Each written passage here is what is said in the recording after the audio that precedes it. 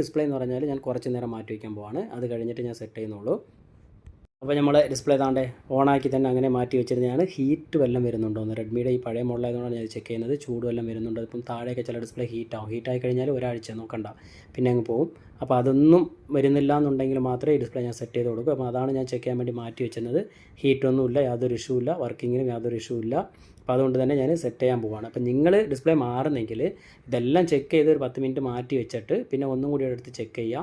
Heat വല്ലതും വരുന്നുണ്ടോ, സ്ട്രിപ്പിൻ്റെ ഭാഗത്ത് എന്തെങ്കിലും ഹീറ്റ് ഉണ്ടോ, ഇതെല്ലാം ചെക്ക് ചെയ്ത് കൺഫേം ആയതിന് ശേഷം പിന്നെയും നിങ്ങൾ സിമ്മിട്ട് നോക്കുക.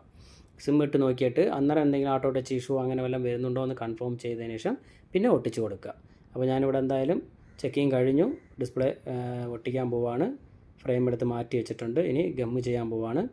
അതിന് മുന്നേ ഡിസ്പ്ലേയിൽ എന്തൊക്കെയുണ്ടോ അതൊക്കെ ഇളക്കി ഒന്ന് സെറ്റ് ചെയ്യാം. ഇതാണ്ട് ഇവിടെ ഒരു കവറുണ്ട്, ഇത് ഇളക്കാണ്.